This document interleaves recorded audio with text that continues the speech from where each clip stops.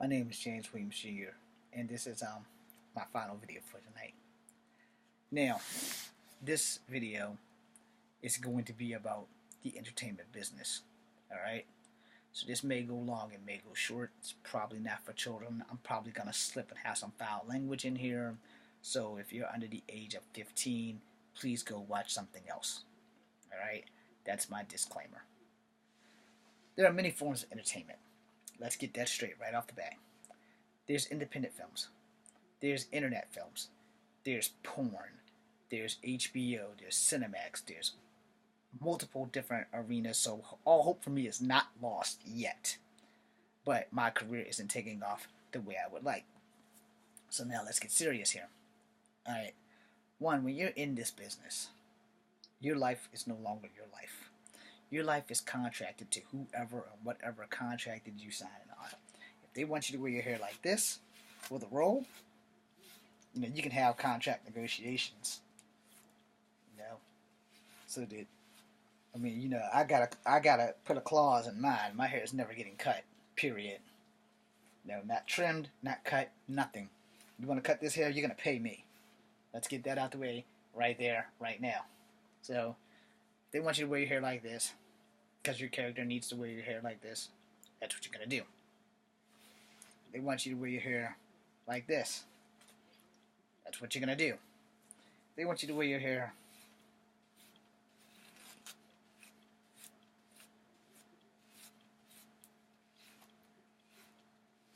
like this. That's what you're going to do. Now, most of the time, in the film business, you have little to no leeway on what your character is supposed to look like. However, when you hit makeup and processing, they're going to fix that. However they want your character to look, that's how you're going to look. Alright? Now,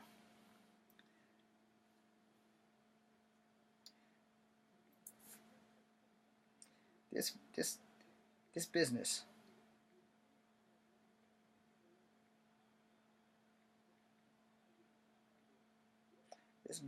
is a dog-eat-dog world. And I mean, it ain't for everybody. It ain't.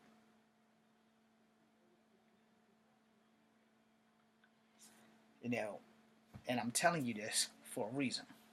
I left off some other things that in this business. Animation. So, you want to be in the animation. You want to be able to talk behind the camera where no one can see you. And you can hold his voice for about 15 minutes, for 15 takes. You're going to need water, or in my case, tea. You go down to the studio for about 5 or 6 hours.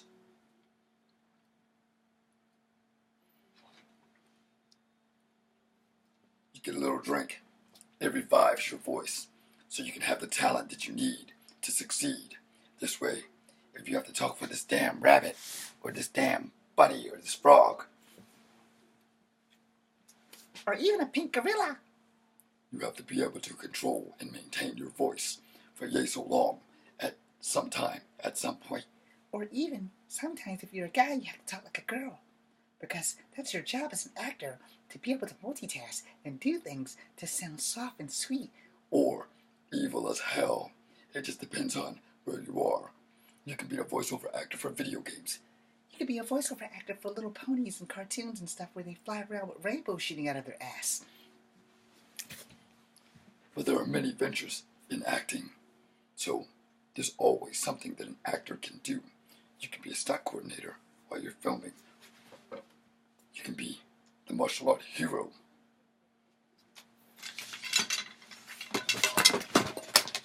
Causing problems.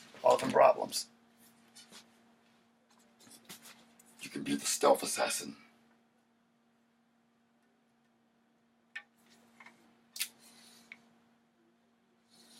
You can be the Cherokee chief.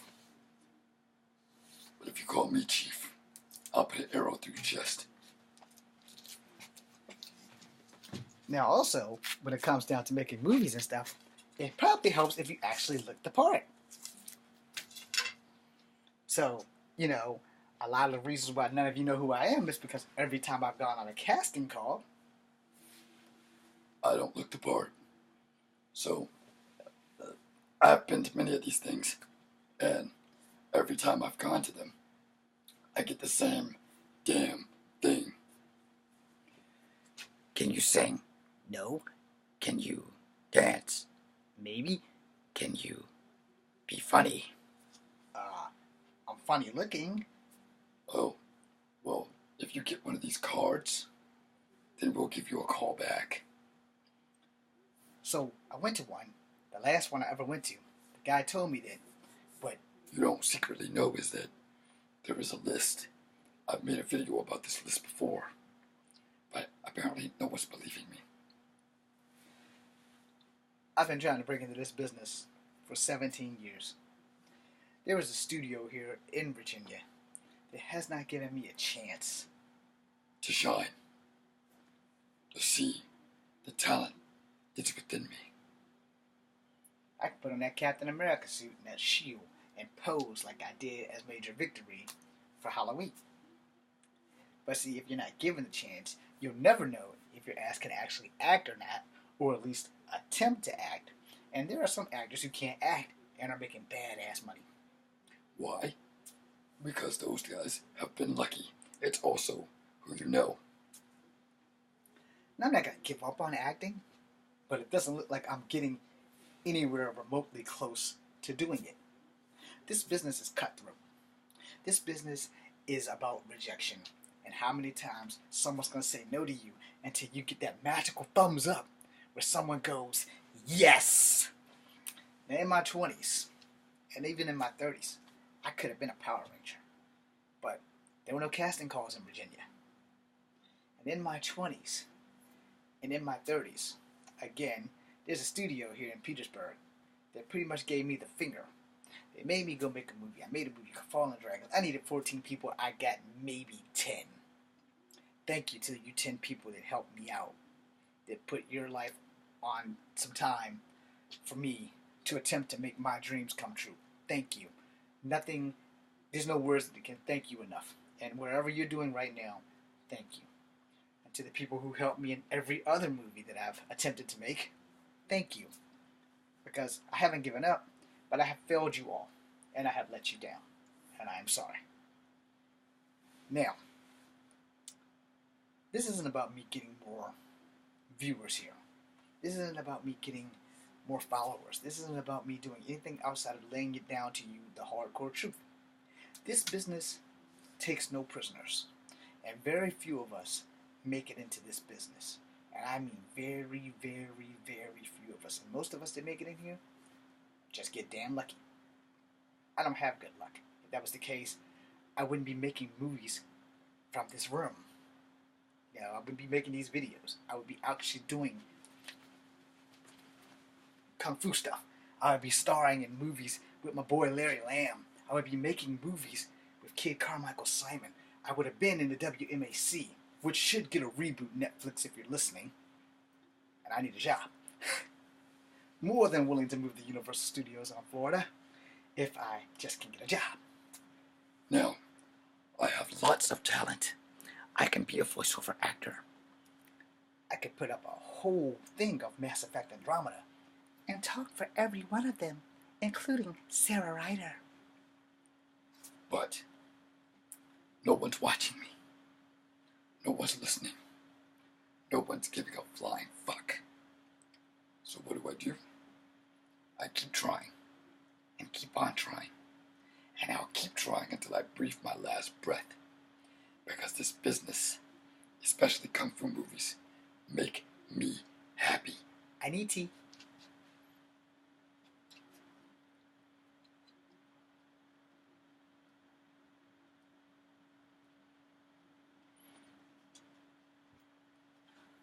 Now, in the year 2000, I set out to make a movie career. I set out to make a difference. I wanted to make movies so I could teach kung fu for free. You know, I wanted to get out there, do kung fu, pay, build a dojo, build a movie studio, build a house, all in the same area. Yeah, that shit ain't happening. But at the same time, that dream is still there, that fire is still burning, and I'm still pushing on. But the thing is, you can push and push and push, but when everybody's giving you the finger, you don't really have a whole lot of options. So you have to work a regular job, or get a job, or do what you gotta do until you can get where you need to be. Now let me explain this whole studio in Virginia thing. The only reason why I never tried to make a trip to California is I shouldn't have to. If there's a studio here that came with the promise of Hollywood East, but when you get to the door they pretty much slam it in your face, then, you know, that's really not on me. Now, I'm biting for whatever I can get because I want to do this for the rest of my life. I want to get on camera. I want people to look at me like they look at Jet Li and Sammo Hung and say, hey, that's Crazy Hawk right there. That's a bad motherfucker. Let's put him behind the camera and see what he can do. Or in front of the camera and see what he can do. Block, boom, strike, block, boom. You know, now, guys coming at you with your right foot. Kick, block, strike. You know, guys coming at you, flying dragon, ball buster. You know, you gotta want to do this. You have to want to be in this business. You have to eat, breathe, and sleep this business. You need to know the ins, the outs. There's more outs than ins. Trust me on that. 20% of actors who actually can act have never made it into the Hollywood spotlight because they give up. They quit. Why do we do that? Because it's only so many times that you can hear the words, No, you are not what we're looking for. Could you cut your hair and come back in 20 minutes?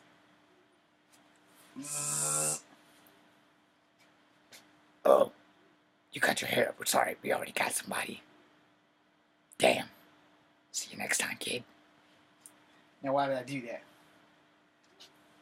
Damon Wayans and them came here to Charlottesville, Virginia. Made a movie called Major Pain. I had long hair, not as long as this, curly flat top. Told me if I went and cut it military style, I was going to get a role. Now Damon Wayans had nothing to do with that. That was the casting director. Went there, cut the hair, pretty much got sent away. They were at Miller School when that happened, which is a military school for little kids. So not only did I waste $20 in gas and $10 on a haircut, went all the way up there and basically got the finger. Now when they did Toy Soldiers years before that, I wasn't interested in being in movies. I wanted to be a cop. Then my dreams got shattered, not because of my height, but something personal happened in my family and things kept going from bad to worse. But I never gave up on acting because I know that was one thing that no one can really take from me because I'm special. I can do Kung Fu. So far I've been looking like a Kung Fu. So, since I'm looking like a Kung Fu, here we are at Kung Fu Havoc #2. Now, when I initially started this thing, I had a big dream. Now I only have one, to actually be working. Whether it's in something I want to do, or whether it's in something I don't want to do, whoever signs me, I'm ready to go. You know what I'm saying? I'm ready to do the best I can with what I got. You know, all you gotta do is get me there. Feed me. You ain't even gotta pay me. I'm more than willing to work for free. You feed me, you pay me, you give me soap and water so I can wash my ass. You give me a script, and if I'm only there for like 6 days and I die in the film, we're good. Because I don't have a problem being the Black Owl Leon. And sometimes in movies, they only hire you for that one thing, like they did with Randall Tex Cobb, where they only hired him to play a buffoon. I can do that. I can play a buffoon. Randall Tex Cobb made a lot of money playing a buffoon. In case you guys don't know who he is, he's the guy in Ace Ventura that smashed off the mirrors when Ace Ventura took that puppy back and was driving down the road. He also played in The Golden Child and a whole bunch of other things. Or I could be like Ron Perlman, who has been to our town before. He played the Beast in Beauty and the Beast, the original, and he also played Hellboy. He spent a lot of his career in prosthetics. You know, all I need is one door open. which is really difficult because no one wants to give me a chance. But you can see, I have talent. Lots of talent. But you can't use your talent if no one wants to give you a chance. Understand? Now, as I said, this whole business, this whole industry, it has its picks and favorites. It does. There are not a lot of people, excuse me, there are not a lot of people like me in this business. And I don't mean people who are of color.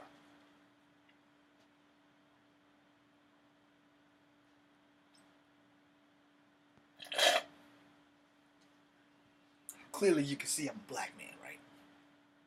Okay. Clearly you can see I'm a multicultural person. I am part Cherokee Indian. I am part black. I am part white. And they don't make movies for people like me to play the hero. They don't make movies like me to play the protagonist or the antagonist. They don't make movies like that because they don't think that they'll sell. These little things up here that's got these dragons and stuff in it, I got 4 or 5 of those things. This got like 1,000 scripts in them. But yet, they're movies that will never be made because no one wants to have someone like me be the front runner of the show. I got some that stars Korean chicks, Chinese dudes. Most of them have a guy in there that I can play, who's the star of the show. But without money and without revenue and a place to film, all they are collecting dust. And you know, when you don't have anybody to back you and you can't pay your actors to play, people don't want to play these characters for free. People don't understand how Hollywood really works. You have to dock for positions. And if you meet that one casting director who just straight up like, I want that guy right there. I want that guy because he's real. You can teach me how to get better at acting. You can get me a coach that can work with me before the script, before we even start shooting. Like the day of set, we can run lines because that's kind of what you do. I'm an improv specialist, kind of like Larry David, kind of like Wayne Brady. I improv everything. Every movie I've made, I've improv because even though I wrote the shit, sometimes it doesn't translate from your mouth, from paper, you know, because my boy Courtney Monroe, we made a movie. It's on here. We made a series, actually. It's called Guardians of the Earth. And he played Darkon Darkcloud. So Darkon grabbed us. And he stops. He looks at us. He goes, I would finish you now. But what's the fun in that? So he already knew that his role was going to be good. And that he would have the luxury of being the bad guy is that you get to say the coolest shit. You get to do the evilest shit. You get to fuck people up. I'm sorry if that was offensive. The thing about being a hero is that you have to be as pure as the driven snow. Unless you're playing a character like Riddick, where you're not really a hero, you're not really a villain. You're that guy that runs that thin line of gray. You shade more to the dark side, but you're doing the dark shit for the right reason. Alright? Now, my characters aren't that. My characters are heroes, through and through to the core. You know, they're not anti-heroes, they're just heroes. Now, I always wanted to be a hero. That's why I wanted to be a cop. Because it's the closest thing that I would ever get to being a superhero in life. Because those are your real heroes. Soldiers, cops, firemen, doctors. I could never play a doctor. So let's just go ahead and make sure that anybody watching this that wants to cast me as a doctor, yeah, your movie's gonna epically fail because I can't do doctor jargon. Stat! It's the only fucking word I know. My mom was a career nurse. I don't know anything else. You want me to go on a whole dialogue bench of doctor shit? That shit's not gonna happen. I can play a cop though. No. Freeze! You have the right to remain silent. No. I can do that. Because I've watched those cop shows. Would love to be on Law and Order. Even if I'm going to be the victim. No. I don't want to be the rape victim though, because that would be nasty. But, you know, somebody kills me, it's a homicide, you know, cool, because Homicide used to be my favorite show, and so was Hunter. You know, hey, I watched a lot of cop dramas, so I wanted to be a cop. I've realized in real life, I know it doesn't work like that, but, you know, hey, it depends on your city. Some cities have lots of homicides. Luckily for me, Charlottesville does not. Until recent events, anyway. But the thing about this business is everything. And it has to be everything to you. You have to pay your dues. You want to work in this business, you got to put forth the work. You know? Because if you don't, it's not gonna get you anywhere. I have suffered for 17 years trying to break into this business. Things went wrong for me 2010. My original Guardians of the Earth movie, everything was taken. I lent it to my guy to put the special effects in. He got robbed. They stole my computer. They stole my hard drive. So somewhere in Alabama, my good shit's right there. So you have a watered down, washed out piece of crap that is up here. I dedicated an episode or two to people that I care about. My two fathers, my ex-fiance, a drill sergeant, Decker. They put his faith in me when I went down to Fort Benning, Georgia, to become an infantry soldier in the National Guard. Had I not fallen and got hurt, I'd just be getting out right now. Or I'd be re-upping. No. Because I needed to find a place. But deep down in my soul, I always wanted to make movies. Always. And the thing is, you know, opportunities come and go, and they don't get the people that want to do this. They get some lucky asshole that'll act for a little bit, and then they'll be like, you know, I really don't want to do this. I've been doing this since I was a kid, and I quit. And I understand that, because sometimes it's, you know, you get tired. So let me break it down for you. I'd rather get into acting now and make a lot of money so that when I die, I would have at least been happy. But if I would have had the chance to be a child star, I wouldn't have been one of those ones you read about that gets high and drunk and winds up broke by the time they're 21. No. I'd be that one that I would never stop working because I'm doing it. You know, if I was making money, like if I got a job from Disney, if I was on Agents of S.H.I.E.L.D., if I was doing anything other than what I'm doing right now, and I'm making money, I don't have a lot of wants. My needs would come first, and I would set it up so that my taxes are paid for right out of my check. Taxes are paid for. That's contract obligated. I want my taxes covered. Whatever I'm making, I want my taxes covered. I want to buy a house in a place where there's no danger of landfalls or sinkholes. There's no danger of forest fires. There's no danger of blizzards blowing my shit down. You know, I want to live in a place where I don't have to worry about lava or something that's like destroying my stuff. Okay, I would still live in Hawaii even if there was lava, because Hawaii is like the shit. But you know, I'm never going to be on Hawaii 5-0. Even though I wish I could, that shit's never going to happen. Let's not even get that fantasy in my head. But you know, it doesn't take but one. And if I could just get one person to open up that fucking door, what I'd rather do, I'd rather be a Power Ranger. Fuck yeah, I'll move to New Zealand. Fuck yeah, I'll film. You know, of course, and I'd never be able to use that word again while I'm down there, at least not on set. But it's cool because, you know, if you cater to kids, you got a better chance of having a decent career. Biggest dream would probably be to work with Ernie Reyes Jr. Maybe make another Double Dragon. The sad part on that is that my hip doesn't work. And I'm in need of a new hip on this side. So it's kind of going to be a little bit of a downer. However, you know, give or take, if there's a doctor on set, I'm more than willing to go all out. Point blank period. Now, as I leave, I want you guys to understand that this business is not for the faint of heart. This business has taken lives. Rather, they've been acting and their lives have been taken, or rather they have been so depressed. The suicide rate of actors, let's make a new video.